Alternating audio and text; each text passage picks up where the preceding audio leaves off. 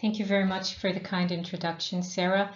My name is Suzanne Almeida, and I am Clinical Development and Safety Director for Medicines for Europe, which is the European Trade Association for the off-patent sector.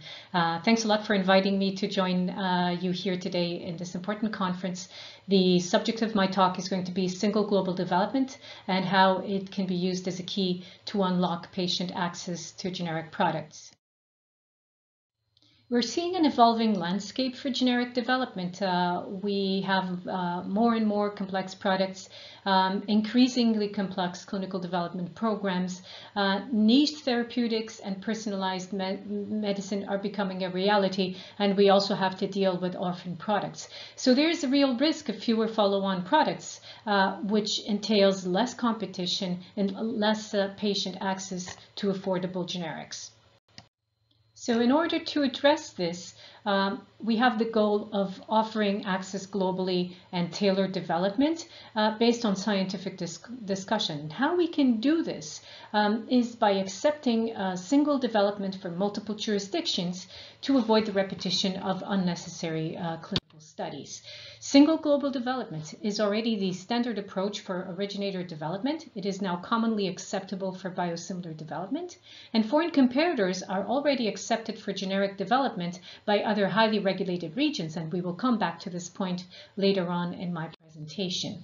So the current situation for generic development is the one that you are seeing here, where we have independent development processes and programs for the various regions. And what we should try to achieve is a streamlined development and faster access that will allow us to have one common development for the various regions where the developer is targeting to register its product. Now, for this to be possible, there are three pillars that must advance simultaneously. We're talking about harmonization of bioequivalence standards, the legal framework, and the criteria for acceptance of foreign comparators, which combined will pave the way to allowing single global development for generic medicines.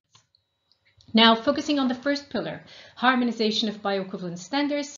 This is ongoing and advancing. It's being done at ICH, and the draft of the first international guideline for the immediate release study design is expected to be released for consultation later this year.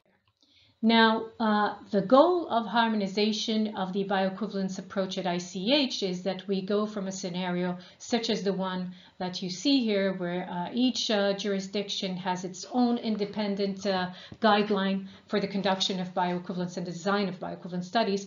And these guidelines are not always having the same criteria and approach. So once the M13 guideline is available and implemented through ICH, we will be looking at a harmonization and convergence scenario where everyone is going to be following the same scientific principles to design their bioequivalence program for the immediate release products. Now, harmonization of bioequivalence, does it matter?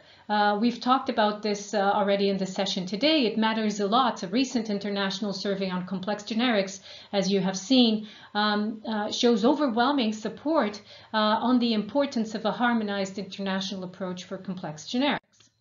Now, this brings us to the second pillar that I mentioned before. European and US laws require a local reference product, but they do not prevent sourcing of the comparative product from another jurisdictions, because the legal texts are silent regarding the source of the comparator product. So terminology is important. We're talking about two very relevant yet distinct terms. The reference product, which in Europe and the US must be authorized in the region, or in Europe already have been authorized in the region, whereas the comparative product is the product that is actually used in the bioequivalence trial. And these are not the same thing, or don't necessarily have to be the same thing. These are the conclusions from a report on single US-EU regulatory framework for development of generic medicines. And in this report, it states that the statutes require reference product in the US to reference approved brand product, but are silent on the issue of whether studies of the non-US version of such reference products can be considered by the FDA in its review of the generic applications.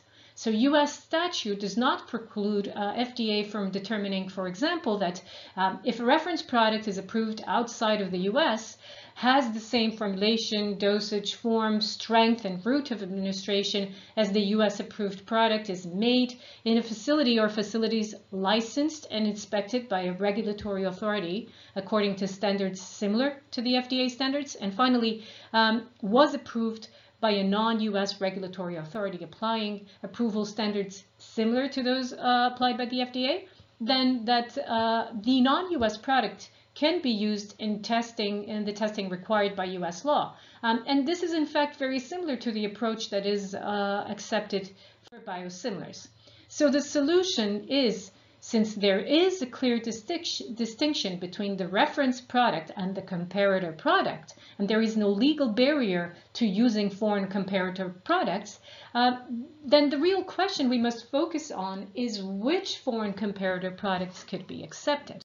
And this brings us to the third pillar I mentioned earlier in my talk today. A guideline is needed, and this guideline would establish scientific criteria and the conditions of acceptability of foreign comparators for bioequivalence. And the FDA and the EMA jointly, or maybe even together with more regions, would be tasked with developing this scientific guideline to establish these criteria and conditions. Now, I want to caution you that this is not a new concept. In fact, what I'm showing in this slide is coming from an article published in 2019, and already you could see a number of other highly regulated regions who accepted foreign comparators, including also the WHO.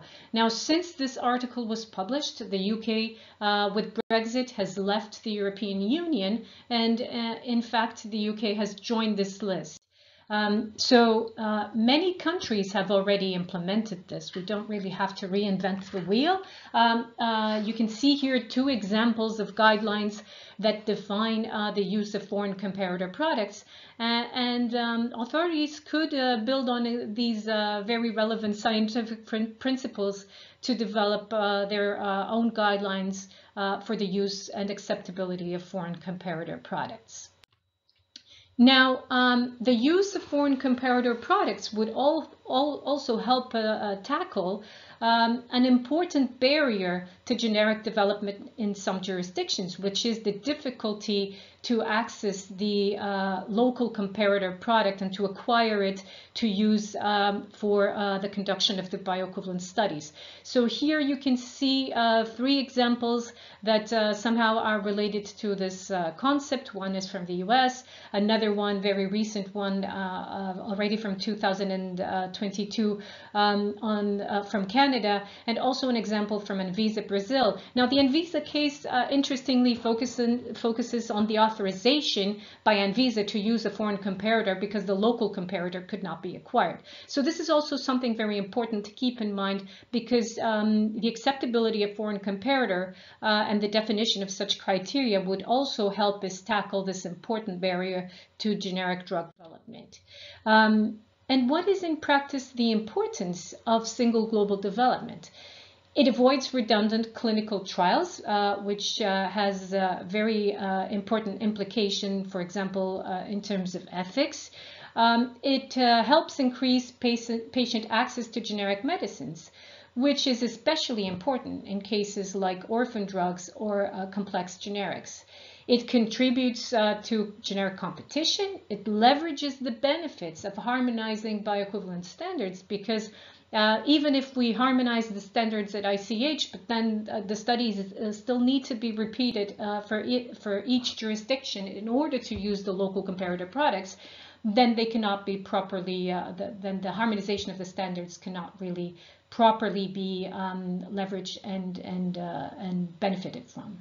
And finally, it also helps to overcome challenges on sourcing of the comparative products in some of the regions where this problem is very relevant. So what is the way forward?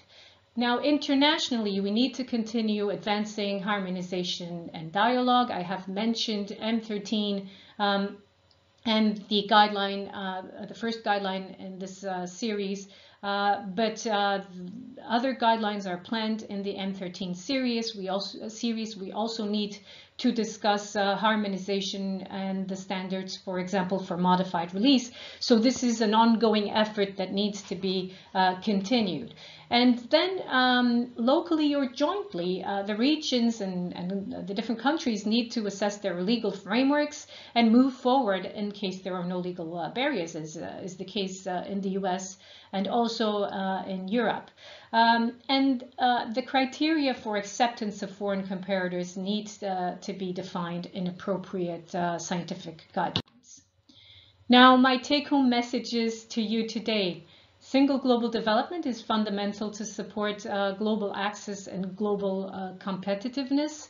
In order to leverage the benefits of harmonization of bioequivalence, the use of foreign comparator products is necessary and criteria should be defined, and the time to act is now. So thank you very much for your attention, and I am looking forward to discussing further at the end of the session. Thank you very much.